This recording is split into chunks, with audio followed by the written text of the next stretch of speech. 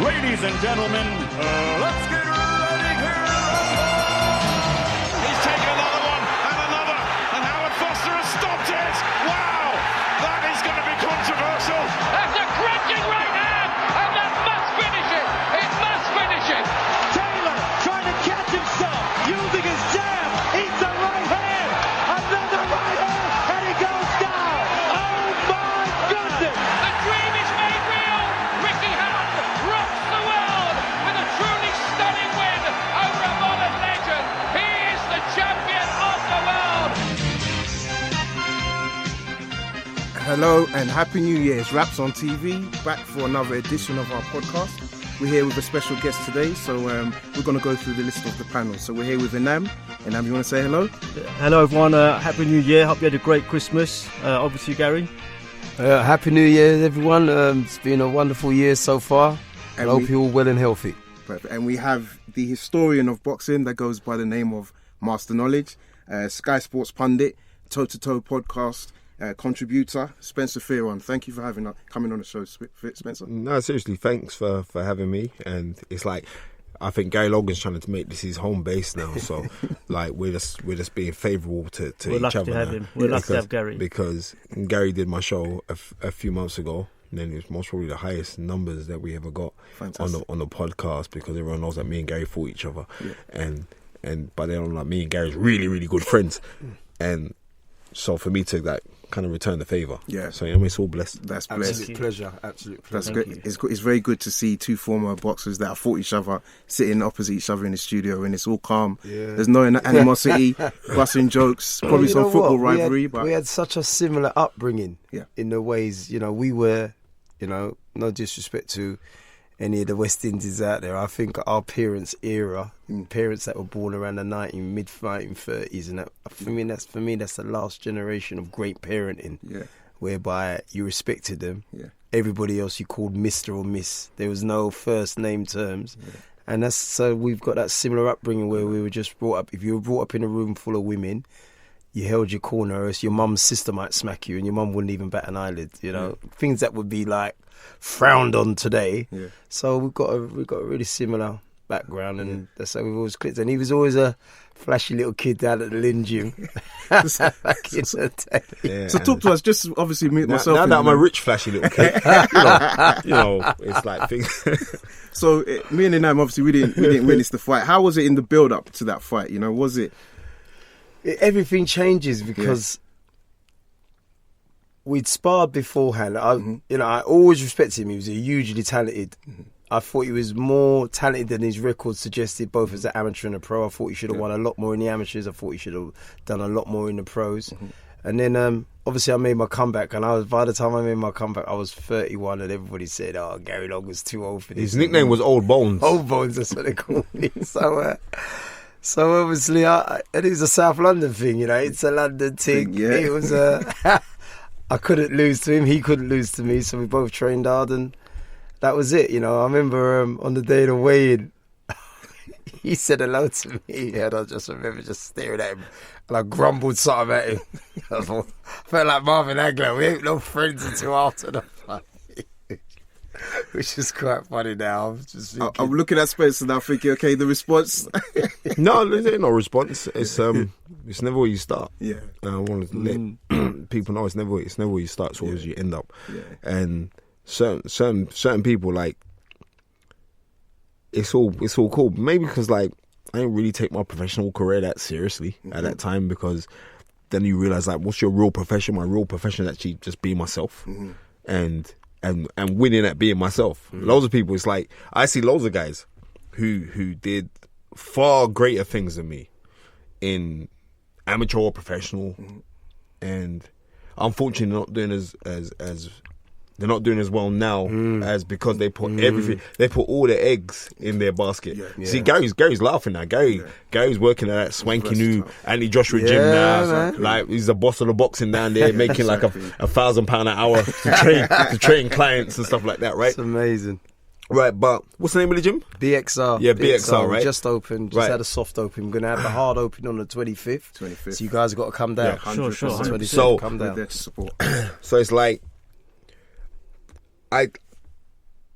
I was just grateful just to be in it. Yeah. And more than that, it's even more when people just know, like, when it came to skills, like, no one ever really top, but I didn't really have someone like myself to say, look, Spence, you should be doing this or you should be doing that. And I was very ears hard. And not only that, but it's like, and Gary knows, when I was boxing, I had like extracurricular activities, especially when it came to girls and when it came to driving big cars. And what car was I driving then, Gary? I was right. Was it a Porsche? Yeah, the Porsche. Them times. Porsche. Wow, the I'm Porsche. fighting the boy with a Porsche. Right, exactly. I felt like Roberto Duran fighting Sugar Leonard in 1980. Leonard's earning 8 million. I'm only earning $1 million. I So, beat this man. Yeah. So I've been very, very blessed. Like, God's blessed my tongue. Like, and also, like, I'm very, very good at remembering stuff. So it's like you got to make your passion become your paycheck, and you got to understand, like, our bodies is like now. I'm 43 now. How old are you now, Gary? 48. Yeah, 48. I really am old right, bones. Right. So No, not yet, but so like you do things now, and like you feel like your back kind of, you feel like oh, and all these. I'm feeling these things now. Even though I still look young, no one believe my age. No one don't believe my age. Right. Like, don't crack. They Right. say. But no. But some of us sell it. But anyway, that's another story. You know what I mean?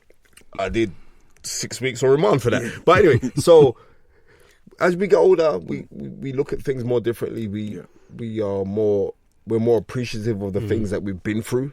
Loads of times, like, it's like you just got to show appreciation for the things that you enjoy, or the things that you love, because what happens is this, how the universe works is that it's going to give you more of the things that you appreciate. 100%. You have to show appreciation. So I'm blessed and highly favoured. Now, you guys can come and say, oh, rap's on TV. And this is where I have to rate Danny. Danny phones me and goes like, oh, yeah, well, we got Gary Logan. Because you know, the relationship between me and Gary.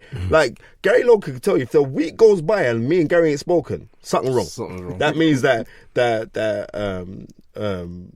phone lines are cut off or something, because like me and Gary speak. Like, we speak constantly. We speak the game. So it's like, I'll be on the phone. My missus walk into the front room now. Oh, you're on the phone to Gary Logan. Oh, we go. Like, because she knows that we're going to talk about the game. And we don't talk about the little fickle parts of the game. It's like fickle parts. Like, I'm looking down the question. Oh, how'd you get to boxing? To me, them things are fickle, because people who know me know. Do you understand? So we evolve.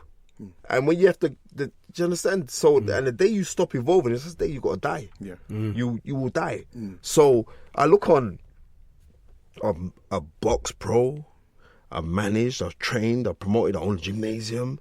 You know what I mean? I was the first guy in British boxing, I don't think people have done it since, to sell image rights for boxers, because that's how we through a company. And Gary came with me down to the company. It was like the Welbeck Solutions Group. Yeah. They came up with a company called Icebreaker, and they were saying like, right, bring us boxes and we can get investors and they'll get tax breaks over the back. I was the first person to do that, man.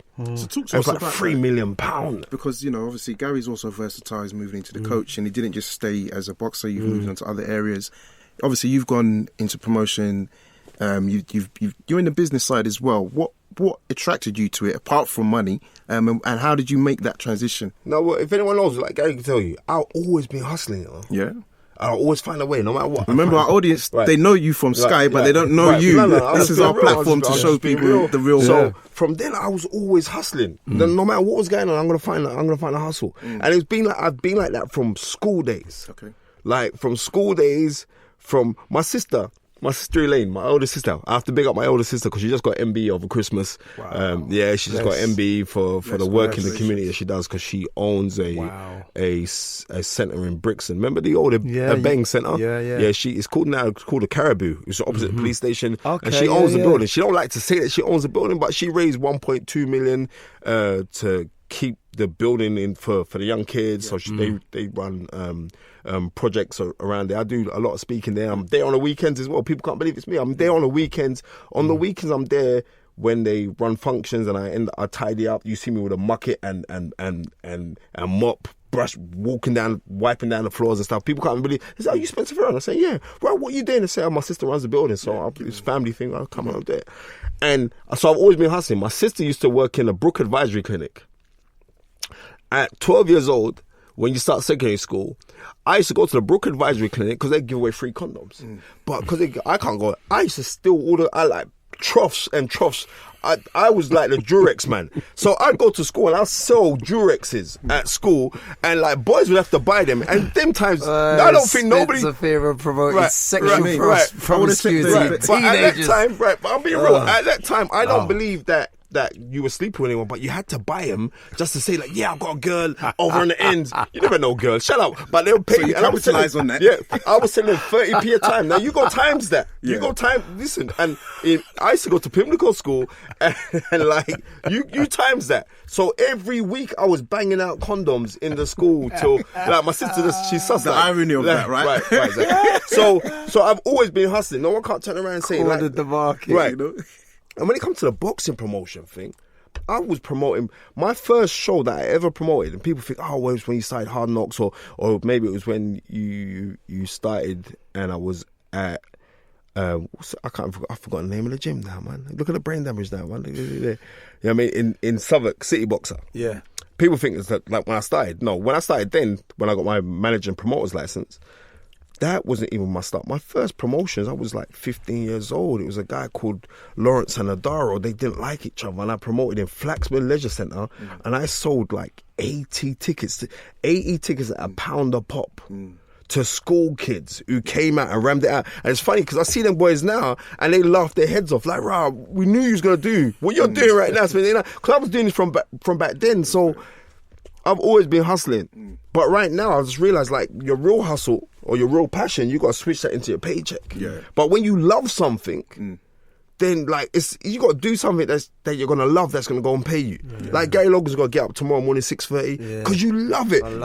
Gary loves telling people how to get things right. I've been in the gym with him, right? Yeah. We're working with a guy who's going to turn pro, and I know he's going to come back to Gary. I ain't going to call his name, but I know he is, right? And I'm in the gym and I'm seeing it. I'm saying, Gary, you just love this thing. So let your passion become your paycheck, man. And that's it. You guys doing up and right. You remember, you guys doing raps on TV right now, right? And you're saying, right, you're starting, and it's like, oh, you got to start. We're starting small, brother. You got to start somewhere. Yeah. Do you understand? Because let me tell you this now. Right? Where's your family from? Bangladesh originally. Bangladesh. Yeah. Okay then. So originally, if we go back, like in the 70s. When we had the influx of the Asians that came into our country, right? When you had the influx who came into the country, and these Asians started up corner shops, yeah, and all the Europeans in this country laughed at them, 100%, right? All the West Indians, no, forget about it. It's not going to work. Yeah, look at Asians now, economically and financially in this country. They start from corner shops, man. So everyone's got to start somewhere. 100%, right? Everybody's got to start somewhere. We appreciate that. Yeah, man. And that's your motivation, and that's another thing you started getting into. I mean, where's that taking you in the last year or 18 months? Listen, man, I've been so grateful for, like I said, making passion be your paycheck, man. So with the motivation stuff, it's like I know I can sit down with anyone and I'll make you feel better about yourself. Yeah. Do you understand? Yeah. And the reason why I know I can make you feel better about yourself, because I know I can do it. And it's quite simple, because my gift is that I could convince you. You know what? You know what I mean? Cold, you're gonna run through that wall. You may not get through the wall, but I will sit you down so much that you think, right, you know what? I'm just going through that wall. That is the thing. So, we as human beings, this is what I'm saying. We as human beings, we already know. We got the answers. We have got the answers. We've got them. You know what I mean? But we don't realise that we don't know how to merge the question with the answer. Yeah. So I'll give you that question, and then I'll give you the answer that you already know. So what inspires you, Spencer? Well, you know, you come across me as a very deep thinker, yeah? And, you know, I see you go to a lot of schools, inspiring kids. I smash the schools, man. Yeah, man. So, like, you're doing a lot of good, you know, for, you know, a lot of schools that you go to, you know, if people that are not inspired, very easily can go down the wrong route. So what's inspiring you, man? If you're very deep, you know, you think very deep, the kind of stuff you're just saying out here now, I mean, who's your inspiration? There was a guy called Dr. Peter Masters, who, in the Tabernacle Church, who was, I don't know if he's still there because I don't go to church no more, but as a kid I grew up in the Tabernacle Church, and here was this, they were well-to-do, and I used to deliver the newspapers as well when I was a kid, and this man's was just had knowledge, man. And I always look at, I want to be like, I want to be able to speak like you. I want to be able to, because this man would go and he'd preach the word of God And it preached in such a way that you'd want to go and research stuff. And I said, I want to be like you. And this is me. I'm like, you know what I mean? I came off a council estate in Kennerton. And I would sit and like, these, I'm being real, like these were white Christian guys who were just spreading love to everyone. And they would run a Friday club. And in the Friday club that they would run, they would have devotional service inside there where they would just sit down and they'll teach you historical facts. And then from these historical facts, we would branch off. And these were like people who were just caring people, which changed my whole mind and of the mindset of this black and white stuff. Do you know what I mean? And because of that, I said, I want to be like this guy.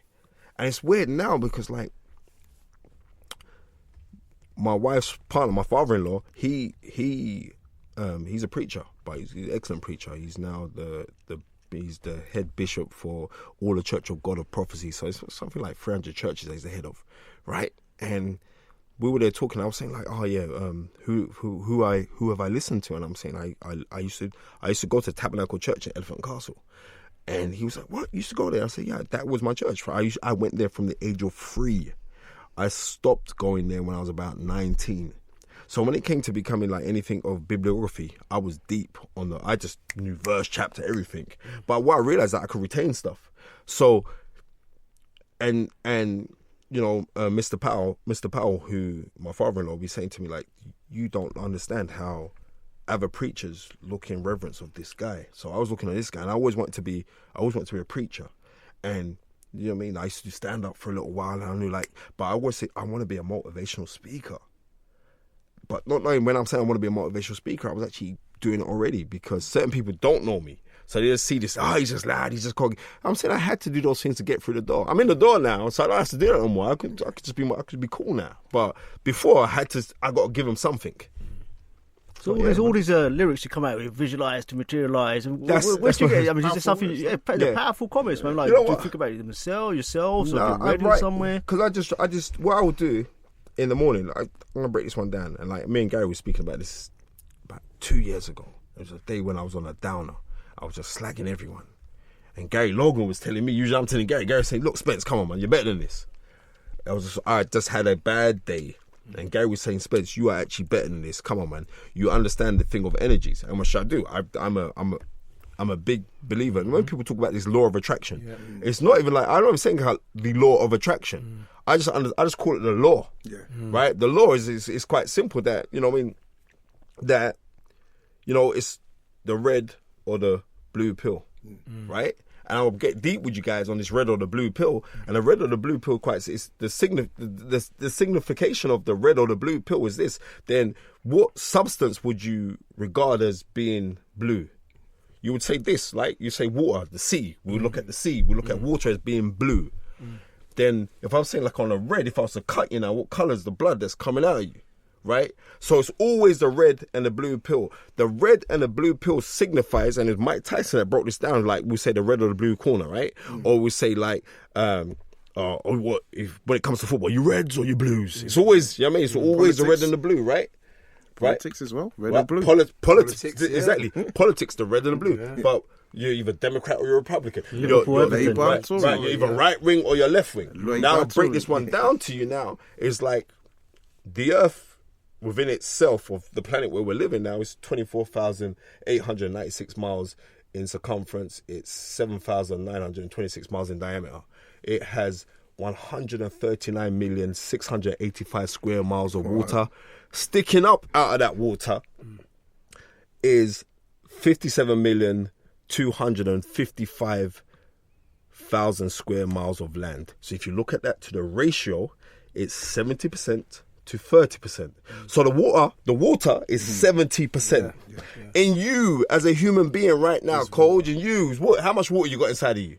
70% water. Do you understand? So the water in the percentage of the water in your body and the water of the earth is what? Is 70%. So the red and the blue pill realistically saying that you have no choice.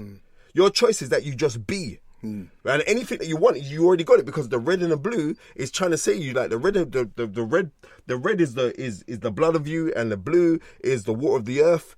You are the earth, because every substance known in the human anatomy of every substance is on the periodic table of science. That's deep, right? So you got to sit down and say, rah. So therefore, I'm telling you, like, what does a pastor say when you die? He says, ashes to ashes, dust to dust. Why? Because you actually come from the earth. You know what I mean? And then you're going to return back to the earth. Yeah. Why is it the fact that the moon controls the tidal waves? I was just thinking the right? same thing. Right, the moon. So it affects people's moods. Thank you very much. It affects your mood. Why does it affect your mood? Why? Because of the gravitational pull between the earth and the moon. Actually, if we was to get deep into science now, that the moon used to be part of the earth. Damn. And on that note, on that note, and it's very, very deep and very educational, but we do have listeners that want to talk boxing, and we've got a big fight this week, and there's been lots of news this week, ranging from a variety of things, Pacquiao announcements going on in the UK, but we've got a big one going down in New York, Badou Jack versus James DeGale. Jimmy DeGale, yes. Gary, what's your thoughts on this fight?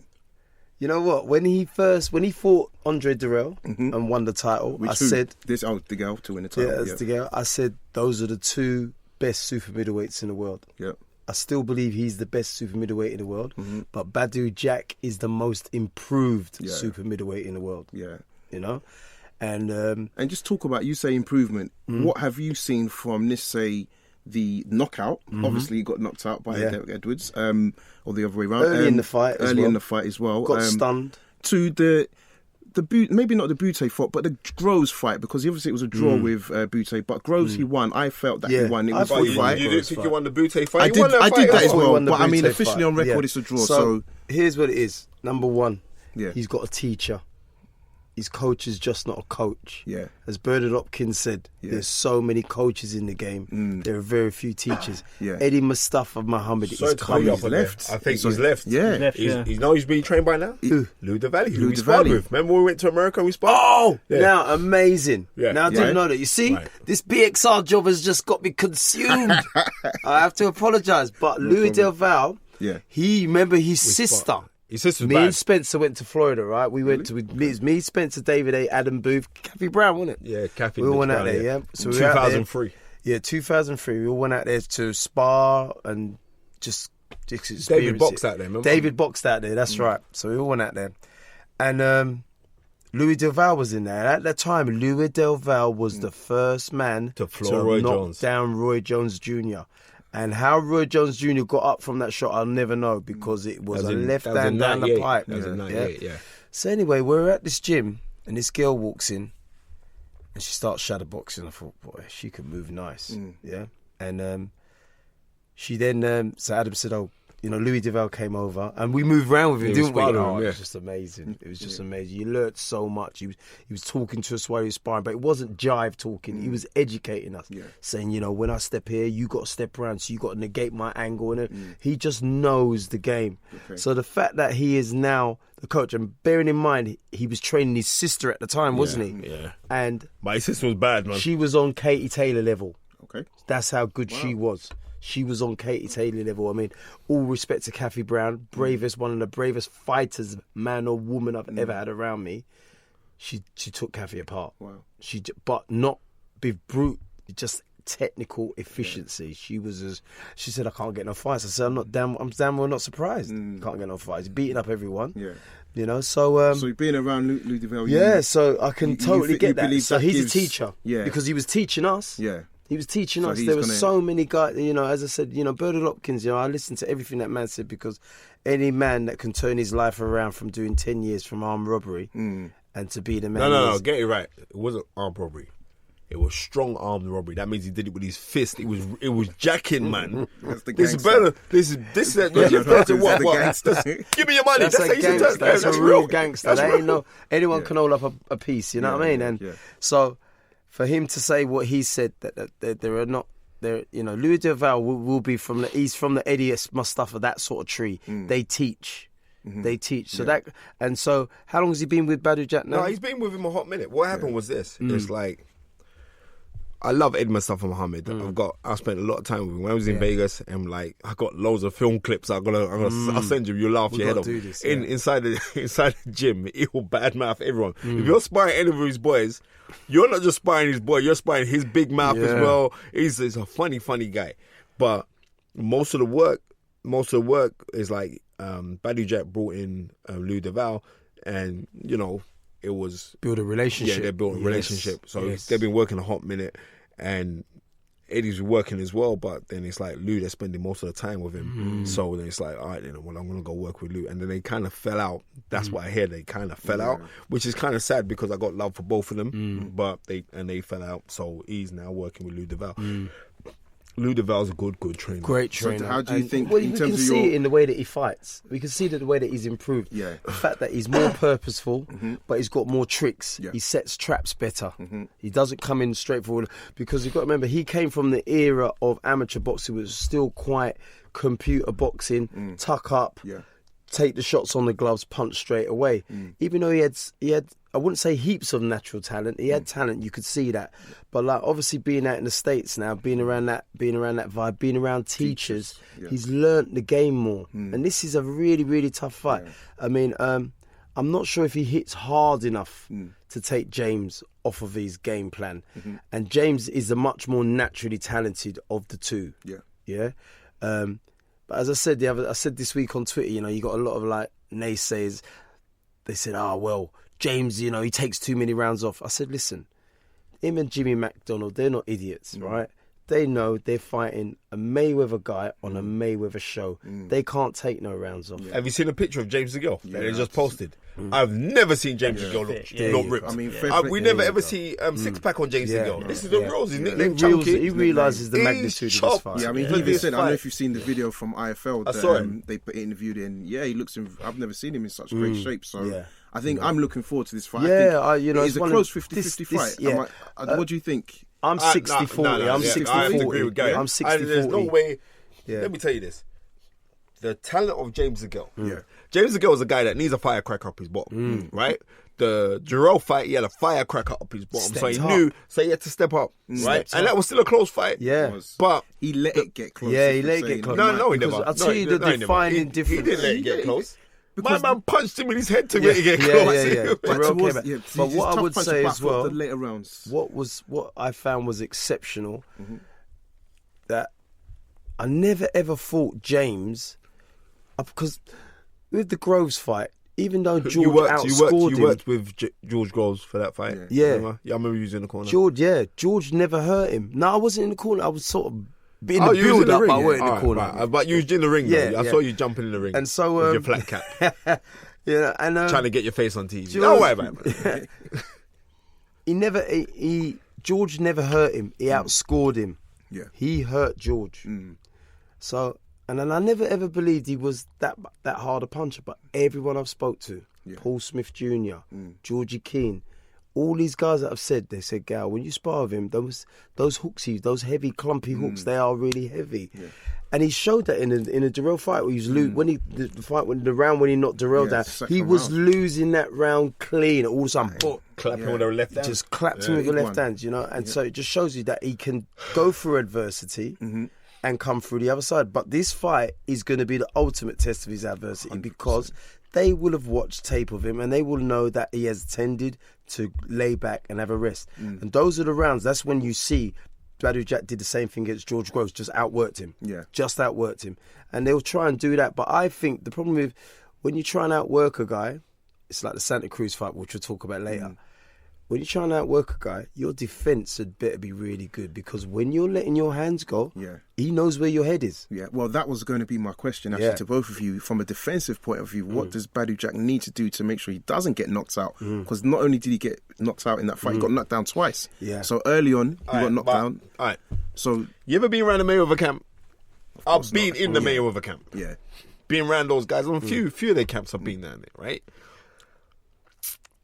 All the guys inside the Mayweather camp, they were all gassed because they're in the Mayweather camp. Do you understand? So Mayweather, we're doing this, then the guys got new clothes on, new tracksuits. I say, no, forget about the tracksuits. They got their guys suited and booted. All of them guys. I'm saying, right, wait, but you ain't fought in how long? And we have to understand that fighters only earn money when you're fighting. Yeah. Right? So all of these guys were just they were on a hype thing, right? I was speaking to Badou Jack, and his attitude back then, we're going back 3-4 years ago, compared to now. I speak to him now, he's a totally different human being. But I speak to him then, and it was like, oh man, I'm gonna get a shot easy because I'm with Floyd. And It's buying into the hype. Right. So they will. It's understandable because you ain't really come from nothing and you left Scandinavia to go out to America. Vegas is the wrong place for a fighter. Yeah. Do you understand? There's only certain. There's only Floyd Mayweather that can be in Vegas and bust. Different right? animal. Because different he's got animal. a different kind of work ethic. His work ethic is on point. The rest of these guys, they were like, oh yeah, well, Floyd got us tickets to go to this concert. We go, because all they got to say is like, oh yeah, we want to go here, whatever. There's so many things going on. Too many distractions. When he got knocked out, that was the best thing that could ever happen to him. Because Floyd or Leonard Ellaby would pull him to one side and listen, you mess up one more time, you're out. Because I've seen them do this to guys who were down and they'll get their weekly money from Floyd, and as soon as they start messing up a little piece, you're banned from the gym. Right, if I'm banned from the gym, I'm going to pay my rent. Right, you're banned from the gym. Fix up yourself. So Floyd, you'll see the glitz and the glaz, but I'm saying I wouldn't really want to be around no glitz and the glaz kind of person, and because we're human beings, we're going to be gassed up, and it takes a level of maturity. I had to get to about 40 before I started to get mature. Do you understand? Right? Yeah. So you're going to need someone to like pull you by the reins and say, listen, brethren, this is not the way to go. So when he did get knocked out, and it was like a trick because he just dropped he was fighting from a low level defense, like he had his left hand low, so he's set up to get caught by right hands. And what happened? Saul says, so Dunny gets caught with the right hand, and when he goes over, and we're saying, well, he ain't got it. But in the Jarrell fight, when Badou Jack fights Jarrell, when he fights his younger brother Jarrell, in that fight there, that's when he showed us like, right, you've got resilience, because it was like, you know what? If it's done for me in this fight here, it is done for me. Right? I'll go back to Scandinavia. I ain't going to get no fights out there. Matchroom ain't going to take you. What you going to do? You're going to be cannon fodder for an up-and-coming guy. You know what I mean? Okay, then. Oh, go put him in with Callum Smith. You understand? That's what it'll become. So he's kind of changed things around now. He's very good. But to deal with someone like a James DeGale who knows all the intangibles against him. He knows this, right? And you say, well, but in the day, I'm the Al Heyman fighter and this is a Mayweather fighter. No, because if Mayweather's coming back, who's coming back with? He's coming back with Al Heyman. So they're all in the same. They're all in the same bed. So I mean, like I'm saying, are you left wing or right wing? You're the same bird, right? So he's got to think to himself, what am I going to go and do? So he knows that he has to. James knows, you know what? I have to go and give it everything because I know. And I think stylistically, Badou Jack is all right for him because Badou Jack comes forward. He hasn't got the greatest head movement. To beat James DeGale, you need head movement. Do you understand? And you need the number one thing. James, what people forget about James is a really good counter puncher. What you start, he finishes. Yeah. So you've not only got to start it, you've got to be able to move your head, or you've got to be prepared for a counter. You've got to be able to feint in order for him to lead. But then you've got to hope that your reactions are good enough that you can either block and counter or slip and counter. And as good as Badou is, he ain't met nobody like James. He's not met anybody like James. You don't, this Olympic gold medalist thing is real. Some people, it's not real because they don't adjust to the pros, but that has been his platform. And when you look at the guys that he beat to win the Olympic gold medal, the guys that he was beating to win multi-nations. Like Michael Carruth. Just to go to there.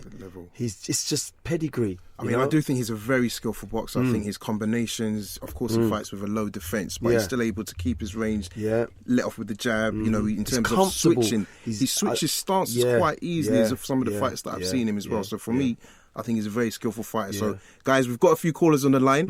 So we're just going to open them up now. So, listeners, thanks for bearing with us. And we've had a good conversation so far. So we're going to be going out to 918. 918, the floor is yours. Hello. Hello. Hi. Hello, it's Karina. Hi, Karina. How you doing, Karina? I'm fine, thank you. Yes. Did you just become my Facebook friend, Karina? Did I what, sorry? Did you just become my Facebook friend? Yes, I have, yes. Yeah. I just saw it today. And I spoke to you at Manchester, and you did exactly what you said about your motivational speaking. Oh, that's Spencer. You think we sound the same? Oh, yeah. This is Gary, darling. Yeah, and I mean, it's great to hear you both in the studio together, and this is one thing that I really do like about boxing is that, you know, generally it's quite gentlemanly. Like you two obviously faced each other in the ring, and here you are now chatting away, you know, like friends and everything. It's great to see. Great to see. I think me and Spencer are a bit more than friends. Oh yeah, so we go. You know. And Gary, just one thing. You think you're old at 43, so I'm obviously very old at 46 as well. Then. No, you're not. You're not, darling. Not at all. I'm 48. Spencer's the young one out of us two. I'm 48. Spencer's 43. No, the only difference is, Corinne, I don't look my age. That's the truth. I'm just got to be real here. It's been really, really good to hear about, you know, kind of both your backgrounds and everything like that, because really I started off watching boxing. As you can tell, I'm from Yorkshire, so I started watching boxing. It's not your fault. I ain't going to hold that against you. I just hate Johnny Nelson. That's all it is. He winds me up. So I'm still, you know, the sort of fighters that for, you know, the great fighters from down south, I'm still kind of learning a bit about the history and everything like that, and watching old fights on YouTube and things like that. I'm so glad to hear that you're watching old fights. I'm really happy to. How old is it? How old do you go back to? What sort of fights are you watching? Well, I'm just kind of, because I really wasn't into boxing in the era of, you know, the fighters like the Lennox Lewis's, Calazargas, Prince Nassim. Sorry, young lady. That's last week. That's last week to us.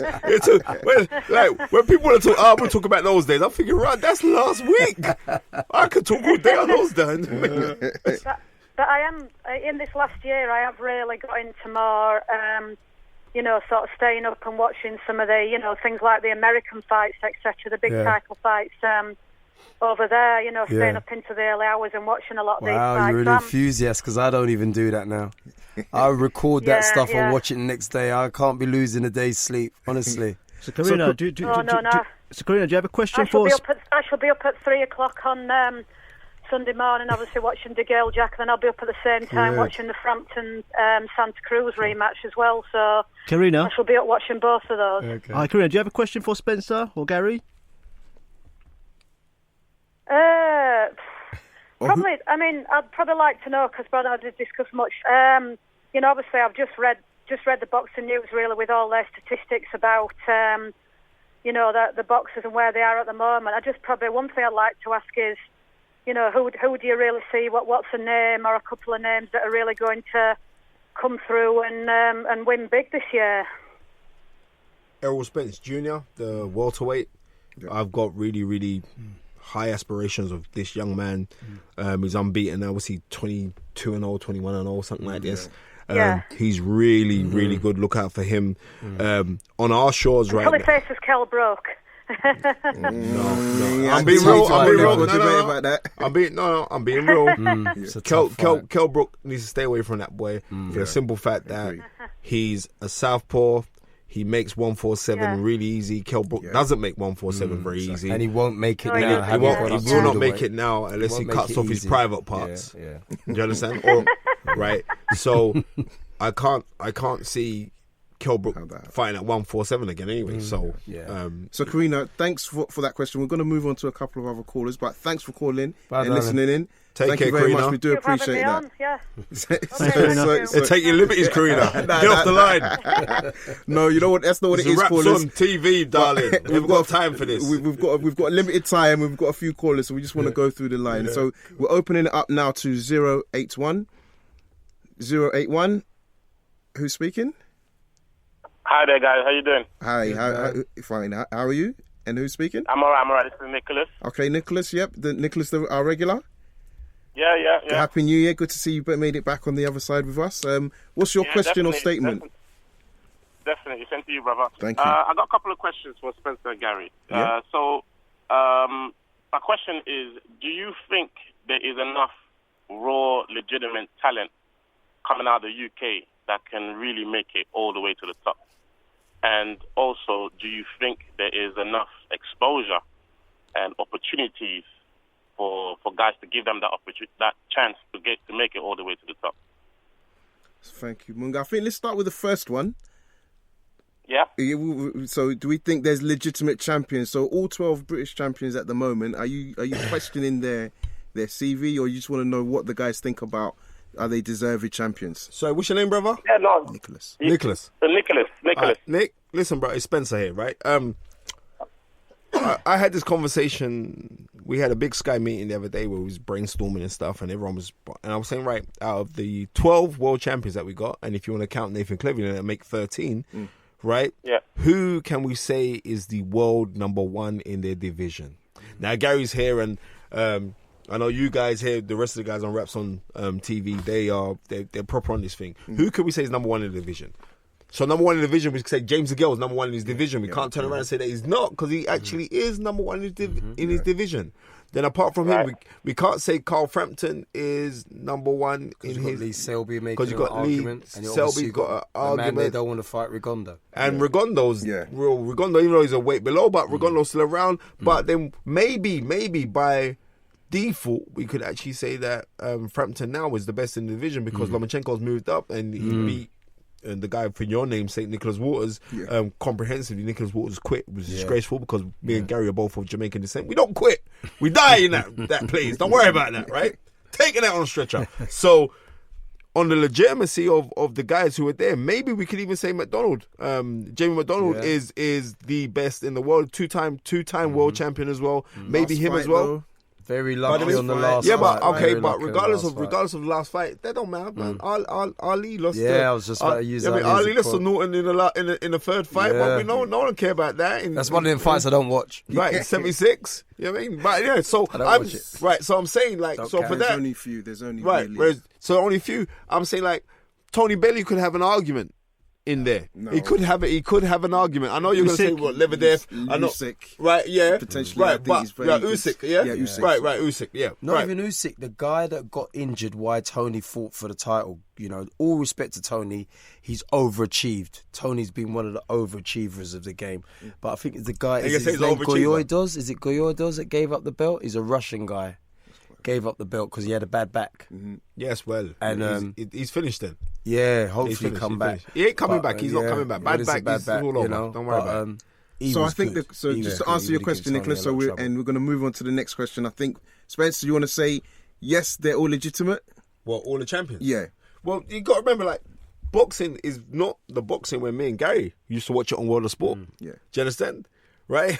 Boxing is different now. So as it's different, titles are being fragmented now. They are fragmented. There are more titles available to guys. So I would say they're legitimate to the belts that they hold. Because you have to look at this now. Right now, boxing is growing. Look at you guys. So much. The sport is so growing that you guys set up and you want to see the studio. They got a wicked studio. I swear down. You know what I mean? Headquarters with us. Right. I'm sorry. Swank. Yeah, it's proper. It's proper. Like Proper West End swank. studio. So if boxing wasn't on the rise so much, then you wouldn't. Of course, it's a great time for British boxing. We have 12 world champions. Now, it's not for nobody to knock whether they're legitimate or not legitimate. We have 12 world champions. We have more world champions in this country, right? Than America. Yeah, which is right. always And you have to look on this place here is a very tiny place. We something like, you know what I mean, 95,000 square miles, and we have more world champions here than in America. So then we must be doing something right, man. And our system of teaching must be better than what's going on in America right now, because if you've got a talent in America now, you're going to play other sports. So we're going to move on to another caller. So thanks for your call, Nicholas. So now we're going to go out to caller 269. Caller with the number ending in 269. The floor is yours. Hi, who are we speaking to? Hi, Jason speaking. Hi, Jason. How you doing? Hi. Hey, good, thanks. Just like to say Happy New Year. Thank you. Happy New Year to you. Yeah. And hi, Spencer. How you doing? Hey, how you doing, brother? Yeah, good. Sorry, it's just kind of off the topic, but I just wanted to talk about the Chisora and Wright fight. Oh, it was a fantastic fight. Who did you think won that fight? The fight was a draw. This is what I'm telling you now. The fight. No, I'm telling you now. The fight. I'm gonna tell you why the fight. The fight was a draw, but the right man got the decision for the simple fact. And I'm not knocking no one because both of these are my boys. So Dylan White's my boy. He'll most probably listen to this because anytime I think he's got a Google alert, anytime his name's mentioned, it goes bing on his phone. It goes, right, let me just listen to what this. I can't even swear on his channel, right? Well, what Spencer saying about me, right? Right, that pussy or what that pussy or saying about it, right? And right, so therefore, the right guy got the decision. It was a close fight, but I can see why. But remember this, remember where we are, this is Great Britain, right? You can't be picking up no tables and chairs and throwing them at a man. Right, 2 rounds down, going in. Right, thank you. And you're saying 2 rounds down, Gary. It was at least 3 or 4. Yes. Right, and then on top of that, remember he's a refugee. Now I'm joking. He's not born. He's not born overnight. Derek is the black Blanca from Street Fighter. Go look at him. He look like Blanca. I was just waiting for him to just do that jump and that spin and stuff. No, but don't get twisted. Derek is my boy though. I love Derek. But you're behind already. Then you're behind already because of your antics, and morally he won the fight. Right? For the morals of the fact that he won the fight morally because nobody thought that he had that inside of him to put in that performance. He put in an incredible performance. I'm so happy for him, and they are going to make the fight again. The fight's going to happen again. Yeah. But I think he's taking, because when the fight happened, Gary phoned me, said, oh my God, you know what? Tell Derek, because I know you talked to Don Charles, tell Derek to have a long 4 to 5 months rest. I remember you tweeted that as well. Right? Yeah. Derek needs a rest, but he's tough like Joe Frazier, man. He's raw old meat. School tough. He's old school tough. Jason, second question, considering you saw them spar for the first time, right? Was you surprised at Derek's performance? No, you see, like when they sparred, this is where I'm gonna really rush you because I know we're running out of time, right? When they sparred, Jay, they sparred in the Real Fight Club because this is when we had a gym down in the city. They sparred in the Real Fight Club. I get a phone call from Don Charles. Don Charles is saying, Spence, have you got anyone down there to spar? There was some little tough head Jamaican boy in the gym who used to come in down to the gym in Bermuda shorts and old pimp soles, right? Never in a boxing boots. And Robert McCracken was there as well. And it was like, all right, then. Well, I said, yeah, come down. There's a youth in the gym still. He came in, and I think Derek was British champion then. And they had a war. It was exactly like the 4th round of their fight. But for 6 rounds, they just warred each other. And for the mere fact that you had a young kid of no experience, who had kickboxing experience, had no boxing experience, to war with you, you're the British champion, then Dylan beat you up in sparring. And that's the truth. But sometimes you can get that element of surprise where you don't expect, when you're sparring. Yeah, I mean, I beat out Gary Logan in sparring and Gary Logan stopped me. So, yeah, I mean, so sparring. Okay. Right. But he turned him over. But the fight was exactly like how they sparred. Beautiful fight, man. Beautiful fight. So hoping that answers your questions there, Jason. And we're going to move to another caller. So don't take it personally. But yeah, keep listening and make sure you dial in next week. So we're going to open the lines up to 060 060. The floor is yours. Hello, who are we speaking with? Hello. Yeah, who's speaking? Yeah, Shane. Hey, how you doing, Shane? How you doing?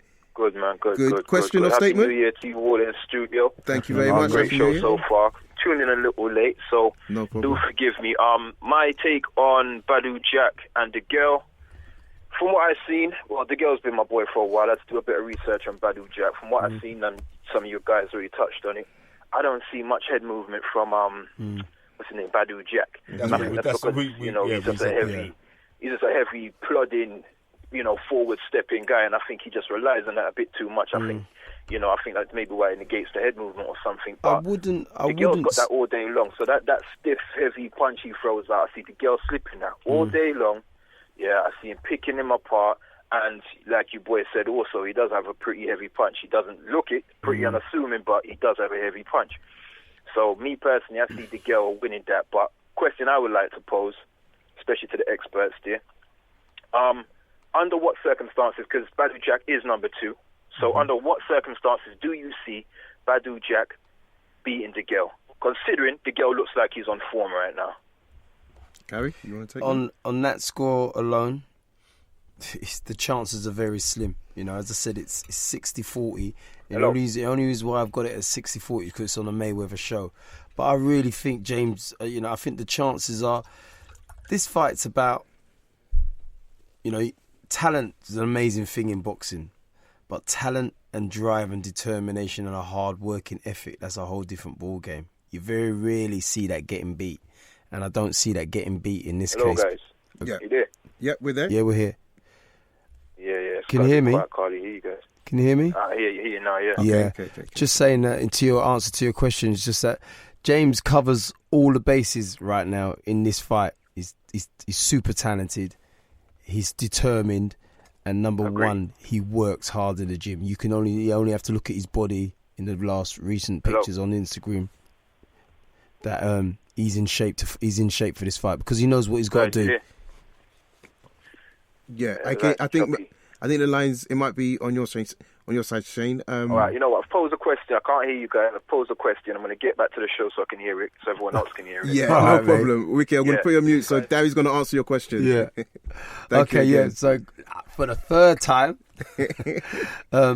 Badou Jack's, as I said, one of the most improved fighters because he's not a natural fighter. He's not as naturally talented as James, but he is still the second most improved fighter in the world. Yeah. Brings a lot to the table. He will bring a lot more tricks to the table with Louis Del Valle in his corner. But natural talent, determination, and James's hard-working ethic. Plus the fact they know they can't go 12 rounds and make this fight close. Not on the Mayweather show. Yeah. They got to dominate, you know. And if he dominates, I see him stopping Badou Jack late. Yeah, so that's how you would call the fight. Yeah, I see him stopping him late or winning on points. And if you listen to the largest podcast in the world, #toe-to-toe, on Sky Sports and on iTunes. 150k plus a week. 150k downloads. Yeah, it's mad. No, it's only when Gary Logan is It was. I said exactly the same thing as Gary said, so I'm really taken aback because I was saying like James is going to stop him because he's on it now, and I just think like you can't be a methodical plodder against a guy who's got movement and a guy who's spiteful. James is a very, very spiteful human being. You can see that when you. I got James winning and stopping him. And another thing, James has now got that without us being as so somber and so dark.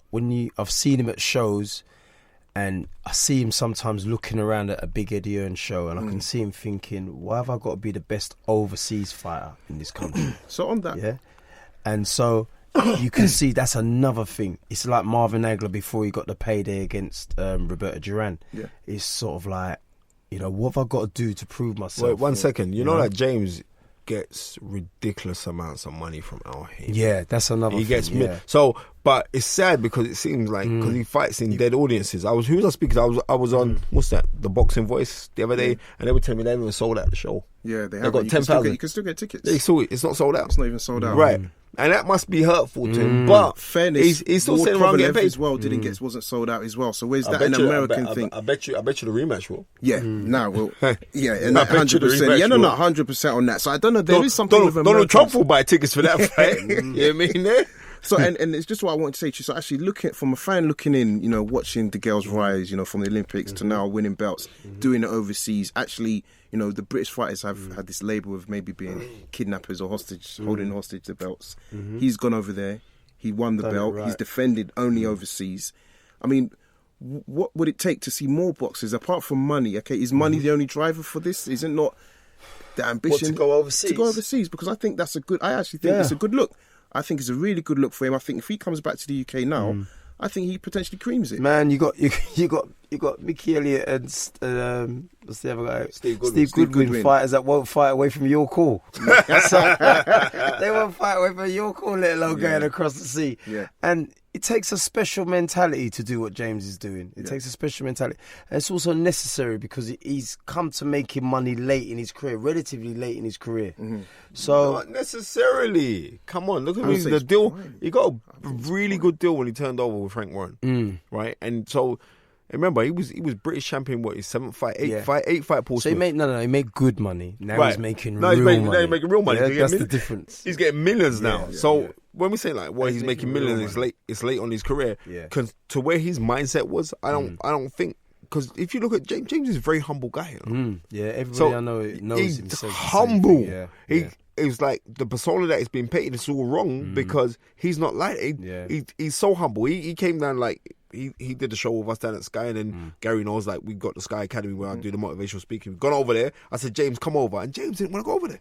He's like, nah, they won't know who I am. I say, shut your mouth. Just come over to the Sky Academy and do your thing. And he came over. But he's a very, very humble guy, man. Yeah, as a character, he doesn't seem, larger than life. No, he's not. He's not. Seems very humble, dedicated to his craft. It's the crazy thing. I think sometimes he's still too vilified for the Groves fight. Yeah. For the build up to the Groves fight. Still too vilified for that. Yeah. Also, at the risk of sounding controversial, he hasn't got that crossover appeal. For some reason, he just lacks it. He hasn't got the it factor. Some people think it's the Groves. It was the Groves thing has hurt him. That hurt him. I think if he'd have gone about, but then again, if he didn't have that going into the fight, who would have paid to see two kids, relative kids, as pros? Yeah. Pack out the O2.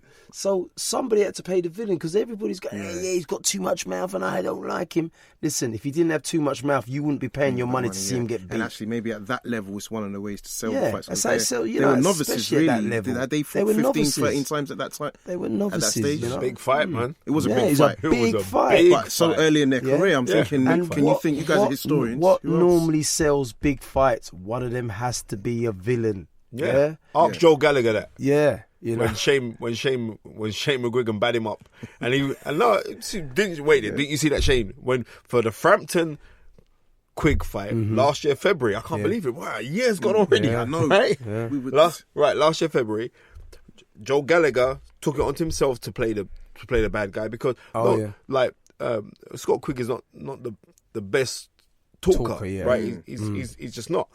So he had to play the bad guy for his fight. Yeah. But which is always awful. Right, it is. But regardless of that, it was still good, man. I enjoyed that fight. So someone in these things, somebody always has to play the villain. When you can't just have two nice guys. We got two nice guys. I ain't gonna buy that.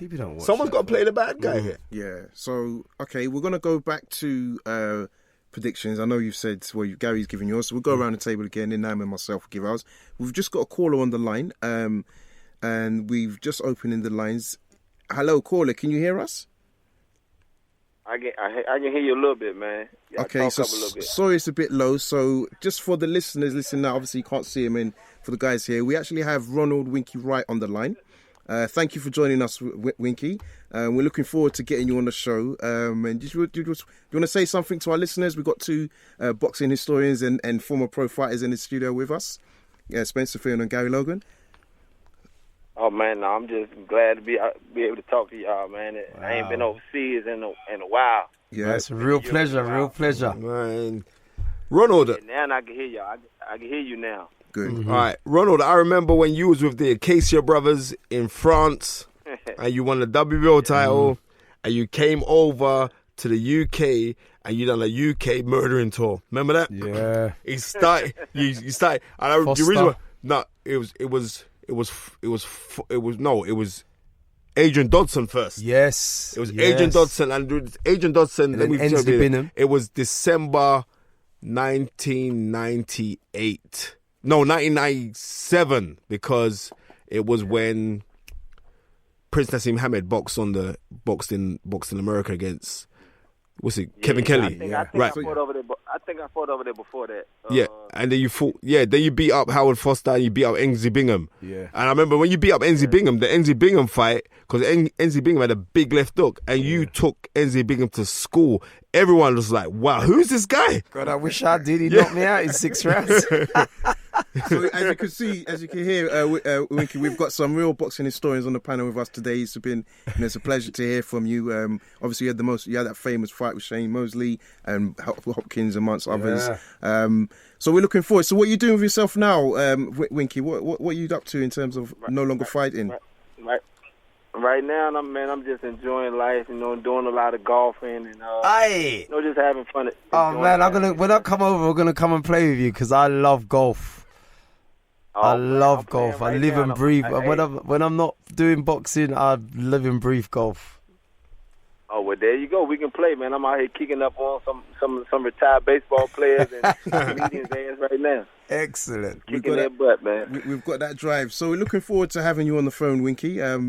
So I won't keep you too long, but just once again, it's a pleasure to have you on the show. And I'm just going to say thank you as well. Yeah, just to let the listeners know, we're going to be doing a special show with Winky on February the 9th. So we'll be... I'm tuning in for that. You know, this guy's a bona fide legend, you know, and anyone who knows boxing, you want to be dialing and listening to this guy talk about his history. You know, sometimes, Winky, right, we talk about any era fighters that would belong in any era and give any of those eras great fighters tough fights, and I think you belong in that club.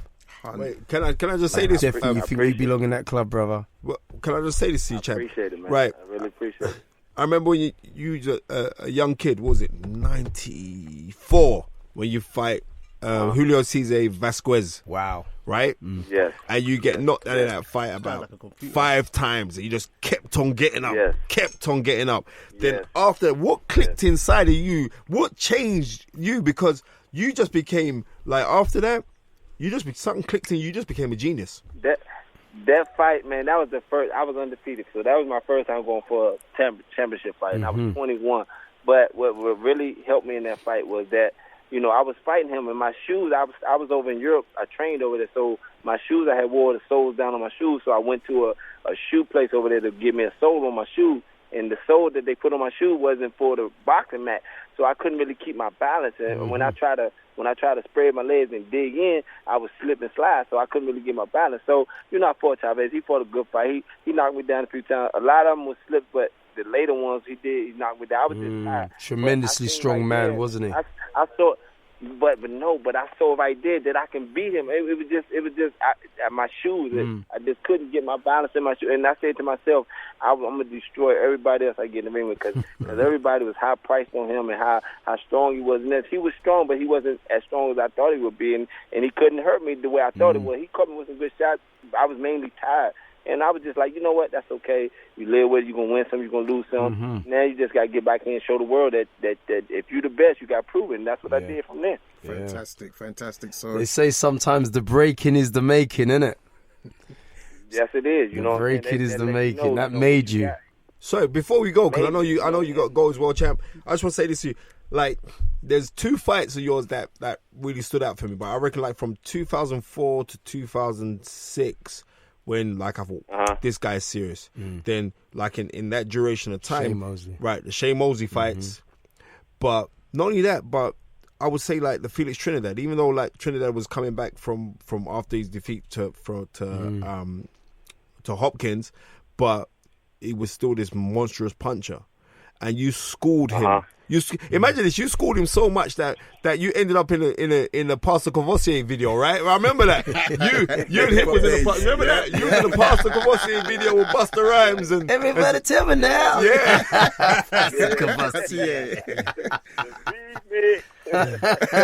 So listen, that was a great note. That was a great story, Spence. And Winky, once again, just to say thank you. It's going to be an honour to have you as a guest, just to find out more about you. You know, how you forged your career into boxing. You know, it's going to be a real pleasure, and we're looking forward to that. So yeah, man, I'm glad y'all had me on, man. Yeah, man, we're gonna have you on again. I can't wait, bro. And then I'm gonna come out there and we're gonna bust it on the golf fairways, definitely. So definitely, we're gonna put it. Listen, I need y'all to follow. I need all my followers over there in the UK to follow me on my shout out. Yeah, you want to shout out your social media accounts as well, Winky. Real on Twitter, Real Winky Wright. And on Instagram, it's a Real Winky Wright. And then on Facebook, it's just Winky Wright. So you know, I just got on that social media like that. So, you know, I love all the fans out there to follow me so I can come up to the UK, do some 100%. 100%. It's going to happen. I'm following you right now, Winky, so you better just follow me back. It's going to happen. Yeah, bring him over, Spence. We're going to bring him over. All right, so Winky, we're going to leave you to it. So enjoy the golf course in Florida and take care. Thank you. So, guys, you know, just to remind you, Winky's going to be back on the show on February 9th. That's a really good look, man. Yeah, man. And we're going to be doing more. And we've got a lot more people coming as well, you know. It's good because, you know, that's very important to re-educate the young kids that think boxing, and no disrespect to the current breed of fighters, there's some really good ones. Anthony Joshua's got massive crossover appeal, you know, but and obviously Mayweather, even though he's just retired, and we got the other new kids. Terence Crawford and Lomachenko, and everybody thinks that Lomachenko's a genius, and he is to a certain degree. But as I said, Winky Wright is that's boxing. That is that's certified. Certified. He was like a clam. At his best, he was like a clam. I think you just he was couldn't hit him. It was an avoided fight. I think he should have had a lot more fights for the pedigree that he stood at. Southpaw, hard to hit, finds just great body puncher, just everything. There's no department that he was actually weak in without overly excelling in any one department. Yeah. Just a good pros pro, you know. I like that pros pro. He's a real pros pro, and that's why. And he was tough. He would have belonged. I guarantee it. At light middleweight, at welterweight, he belongs in any era. He would have given all the greats a tough night. They beat him. Yeah. They might beat him, but all you would have seen is at the end of it, Ray Robinson won 15 rounds. Winky Wright. Yeah. Ray Leonard won 15 rounds. Winky Wright. I don't know about Ray Leonard. He's a vicious bitch. He's a bit vicious. He's a little bit more vicious than the rest. That's an honour. So we're going to go around the table. I'm going to start with you, Gary. Officially, Badou Jack versus James DeGale. You got my vote. It's a late stoppage for Jimmy DeGale. Yep. I'm going for James. DeGale on points, man. DeGale on points. Spencer? James DeGale, round 10 stoppage. I like that. Norman Barton, I got to big him up. Norman Barton, you better be, because he should be on Raps on. He said, I just watched James DeGale on the pads. Looks in better shape than ever. This fight is one where the fans will think, wow. And Norman, I say, I'll give you a shout out now, Norman. Right, and I believe that James he's on it. I think the universe is with him right now. I'm telling you, it's clicked. Everything's clicked into place. I agree with you. I would agree with you. I think it's going to be a DeGale stoppage. I think he's going to be quite sharp. I think, if it goes, I think within 10 as well. So I'm looking forward to this. So for everybody that's been listening, I hope that you've got a good bit of detail from the show today. We do know there's a lot more fights on the undercard, but we've had such a great conversation that we've kind of skipped off that. But if any of you are familiar with Gervonta Davis, Jose Pedraza, are you guys going to be keeping an eye on Jose Pedraza? Yeah, Gervonta Davis he's with the Mayweather camp. Super featherweight. The guy got really quick hands. Pedraza beat Smith, Pedraza beat Smith. Now that's another one. That's a tough. Do you know where Pedraza's from? Farmer. Do you know where he's from? Yeah, he's from New York. Do you know where he's from? Where's he from? Puerto Rican. You see, let me tell you this. I just want people to know this, right? You see, like guys like myself and Gary Logan, and I can name other guys, Ben Dow. I could go through a whole list, right? When you watch so much boxing, like what comes up to date, because they don't match up to the past, guys, we don't watch it because we don't want to contaminate our brain cells by watching rubbish. Yeah. Right? And as Gary was saying, there ain't no teachers no more. There's trainers, ain't no teachers. And I don't want to watch no fish and chips. I am not a fish and chips. I don't want to eat fish and chips garbage. Like I come in here, you guys studio air, you guys can call me anytime. Say Spence, come on the show. I'm coming. Reason why? Because I come into your studio, it's not fish and chips. You know what I mean? This is a Michelin style restaurant. Right? Do you understand? Don't give me no fish and chips, man. If you pay for egg and chips, that's all you're gonna be getting. Don't be fooled. Don't be a con. That's going to be a quote on a tweet. That's going to But so in regards to that fight, obviously Pedraza also beat Tevin Farmer. I'm not sure if you're familiar with him. Pedraza good can skill fight. For his good fight. Yeah, but you got to think Farmer weren't ready them times. I agree with you. Farmer now, I think Farmer would tear that up. Yeah, I think. Listen, I mean that's why I think this Pedraza. When I watched him, when I watched Pedraza, you know, he reminded me of with that tough resilience. And I'm going back. I'm talking to you people. Check out YouTube. Put in the name Carmen Basilio. Yeah, that's what he is. Carmen Basilio was the first man to move up from welterweight to middleweight and become world champion because he beat Sugar Ray Robinson. It wasn't actually. Mickey Walker sorry, was in the 1920s. Sorry, you're right. Sorry. No, he was the second man. Second man. Yeah. But a really, really tough fighter. There's nothing about him that you thought was special. Yeah. But they just find a way. And that's what I found in Pedraza, that every time Steve Smith tried to take the play away from him, he stayed with him and went again. You know, and he just found a way. He's a tough man. He hurt Steve Smith. I mean, God bless Steve Smith. He showed a lot of balls that night, man. He took a licking. But I haven't seen enough of Davis. I'm going to go now and watch him. But as I said again, if this guy lets it go, if he lets it go 12 rounds and it's close on a money show, Yeah, do you know what? I think for both, exactly, he was on the Fearon Broner, and he's fought after that.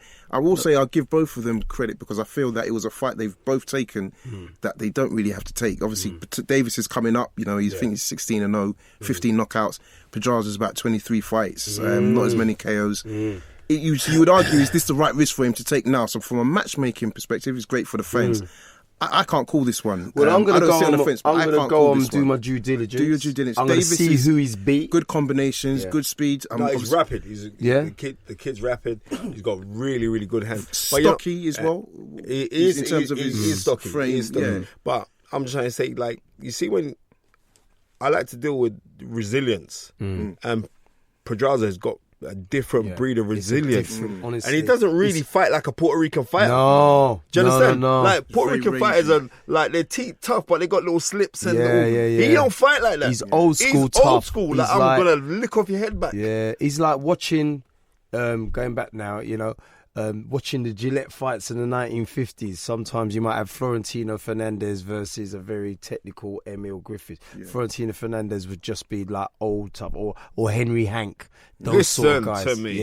Just tough men that know the business. They don't excel at anything specially, but you know that you're gonna have to do the rounds. So if this kid Davis scores an inside the distance against someone like Pedraza, he's knocked out stopped a very, very tough man. The Boxing Voice actually interviewed Pedraza. They sent that, their monster piece. She actually went out there, and he was actually going to move up to 135. So he's struggling at the weight. So Mayweather Promotion actually persuaded him. I think they gave him quite a bit of money to come and fight Davis. It's a good entry for Davis. Yeah, so I think Mayweather team, I think they're quite confident he's going to take it. Yeah. I mean, it's exciting. It's Florentino that trains Davis, isn't it? I think maybe in the MGM gym, TMT gym, but I've on the move. They've been doing their workup. I haven't seen Senior. Okay, because I haven't seen Senior. I rate him, but there's substance, man. Yeah. And so we don't know. Yeah. So it's a hard call. So on things like this, I'm going to stay with a guy that he's proven substance. Yeah. I mean, regardless of say, he's got weight issues or stuff like that. He's got a very good ability to smother. I like Pedraza as a fighter. He's got a very good ability to smother what you do well. He's really good. He hasn't mastered the art of infighting because, when you watch like Lee John Wiley's Roberto Duran on infighting, that's someone that's a master. But what he's very good at negating your distance, and he just smothers you so well. And so if Davis needs room to punch, if he's not a good short-range uppercutter or short-range hooker, he is going to struggle against someone that does excel at getting up close. And from what I've seen, Davis is good at close-range punch, obviously. But I think Pedraza's going to he's going to have the range on him. So I can see him keeping out lengths with jabs and throwing other punches to keep him. Southpaw and orthodox, he can fight. So for me, I think Pedraza I would say Pedraza to win. I would like Davis to win because I'd like to see. I'd like to see a bit more discipline from him, but I like his character and I just like the way he's going about in the gym. But for me personally, I think Pedraza's going to win. I see Pedraza to winning this. Yeah. So just for the listeners, again, that's another fight on the undercard that you really keep your eye on to because that it's probably the most entertaining fight. I heard Delorme is also fighting on that undercard, but who's he fighting? I don't even know. These guys are on their breakthrough. They're just trying to break. I don't even know if it'll be televised. So we're going to round up for this week's guys. So guys, before we go, Gary, Spencer, do you want to say your Twitter, social media handles? Yeah, Gary Logan 68. I don't even remember my Instagram. So that's your Twitter. We'll focus on so rubbish. You focus on Twitter. I got to refocus on my Instagram, folks. Start posting some good videos and that. But Gary Logan 68. Spencer. It's Spencer_Fearon on Twitter. And you know what? Today I just got verified as well. Imagine that liberty. How long I've been on Twitter, cussing people or getting slagged off and that. And on Instagram it's master_knowledge. And my Facebook is my Facebook. But when it comes to Twitter, I interact with everybody. No one can add you on Facebook anymore. Right. I know. Apart from rude people. If you're rude and you swear, you get blocked. Yeah, because all you need to do is talk straight with me. Yeah, if you don't agree with me, just say, Gary, don't agree with you. I think, but when you're going to start getting nasty about it, get personal, you just get blocked. Yeah, no trolls can't around be dialoguing with you. So Spencer, really appreciate you coming in. Let me say lastly to this, right? I say this all the time. I say to people, speak it to you, seek it to you, see what you say. Speak your thing into existence, right? Write out your plans, your goals, your dreams, your aspirations, right? Because so many people, and like you use it on the clip. That's why I have to rate you, my brother, right? We're either going to live our our dreams and aspirations. You're going to live your fears and desperations, right? Live your dreams. Do you understand? Because the only person that stops you from doing anything that you want to go and do is yourself. Right? I'm living mine right now. I'm living lavish. But it's not the living lavish that's the major thing. It's the decency. And I'm glad to be around decent people. So thanks for having me on the show. Thank you for being on the show, Spencer. Listen, keep it hashtag toe to toe, right? And everything else. And keep it hashtag I need that Sky money. Listen, we might be able to employ Spencer in the future. But guys, listen, thank you for listening again. It's been a pleasure. And don't forget to follow us on Raps on TV on Twitter, at Facebook and Instagram. Perfect. So thank you very much and enjoy the fight this weekend, guys.